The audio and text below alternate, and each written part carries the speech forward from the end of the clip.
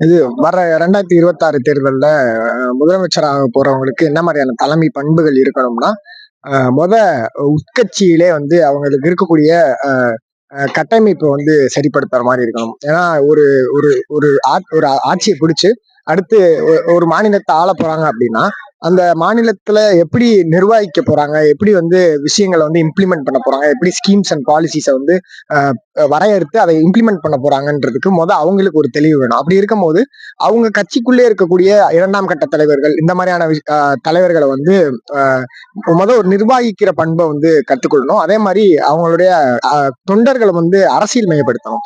ஏன்னா, அரசியல் மயப்படுத்தப்படாத தொண்டர்களுடைய விளைவா வந்து நம்ம இப்ப ரீசென்ட்டா நடந்த கரூர் இஷ்யூவ பார்க்கலாம். அப்படி இருக்கும்போது ஒரு ஒரு ராலியவே நம்மளால நிர்வகிக்க முடியலன்னா, ஒரு மாநிலத்த எப்படி நிர்வகிக்காங்க அப்படிங்கிற சந்தேகம் இருக்கும் இல்லையா?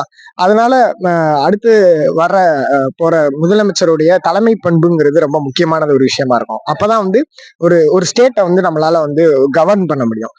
2வது ஐடியாலஜி. எந்த ஒரு ம் அ ஆட்சி முறையா இருந்தாலும் தத்துவம் ரொம்ப முக்கியமான ஒரு விஷயம். தத்துவமும், கொள்கைகளும், கோட்பாடுகளும் ரொம்ப முக்கியமான விஷயம். ஸோ அவங்களுடைய கோட்பாடுகள்ல எல்லாருமே அந்த கட்சியில இருக்க எல்லாருமே சரியா இருக்கணும். முக்கியமா தலைவர். இந்த மாதிரியான கோட்பாடுகள் வந்து அவங்க செய்யறது ஒண்ணு, சொல்றது ஒண்ணு, செய்யறது ஒண்ணா இருந்தா, அது எங்க இடத்துல எப்படி மிஸ் ஆகுது, எப்படி மிஸ்யூஸ் பண்ணப்படுது, எப்படி வந்து செய்யாம இம்ப்ளிமெண்ட் பண்ணப்படுதுங்கிறத ரொம்ப அவங்க அ அட்ரஸ் பண்ணி அந்த பண்ண விஷயங்கள வந்து சரிப்படுத்தணும். அப்ப அந்த கொள்கைகள எப்படி இம்ப்ளிமெண்ட் பண்ண போறாங்க, இந்த கான்செப்சுவல வந்து எப்படி சொசைட்டில வந்து அப்ளை பண்ண போறாங்கங்கிற ஒரு விஷயத்துடைய தெளிவு அந்த கட்சி தலைவர்கிட்ட, அதாவது முதலமைச்சர் ஆகக்கூடியவர்கள் கிட்ட அந்த பண்பு இருக்கணும். 3வது இன்க்ளூசிவிட்டின்னு ஒண்ணு சொல்லுவாங்க. அதாவது ஒரு ஸ்டேட் இருக்குன்னா, அந்த ஸ்டேட்ல இருக்கக்கூடிய எல்லா தரப்பட்ட மக்களுக்கும் ஒரு வளர்ச்சி இருக்கணும்னு.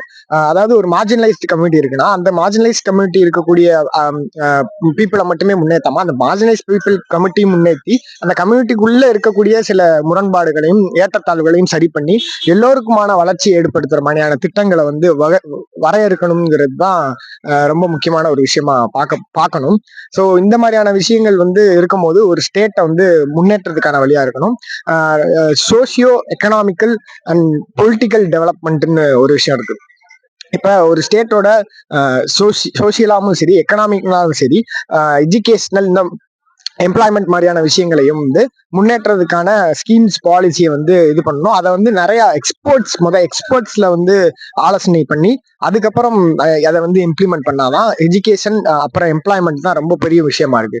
ஸோ இது வந்ததுக்கப்புறம் தொழில்துறை வளர்ச்சியினுடைய அடுத்த பங்கா எக்கனாமிக்கல் டெவலப்மெண்ட்ட சரி பண்றதுக்கு இந்த ஆட்சி முறைய நல்லா பண்றதுக்கு ஒரு தலைமை பண்பு வேணும். ஸோ எக்ஸ்பர்ட்ஸோட அட்வைஸும் இது சார்ந்து இயங்கக்கூடிய களத்துல இயங்கக்கூடிய ஆட்கள வந்து பார்த்து அவங்க கிட்ட அட்வைசஸ் கேட்டு கலந்து ஆலோசிக்கிறது மூலமா ஒரு ஒரு நல்ல அவுட்புட்டை வந்து ஒரு அரசாங்கம் பண்ணணும்னா அப்படிப்பட்ட ஒரு அரசாங்கத்தினுடைய ஒரு ஆட்சி முறை தான் ஒரு ஸ்டேட்டை வந்து மற்ற ஸ்டேட்டை கம்பேர் பண்றதை விட தனித்து விளங்கப்படும். ஸோ அது நம்ம ஒரு எக்ஸாம்பிளா இருக்கிறதுக்கு ஒரு ஒரு முதலமைச்சராக போற கேண்டிடேட்டுக்கு இந்த மாதிரியான பண்புகள் இருக்கணும்ன்றது என்னுடைய கருத்து.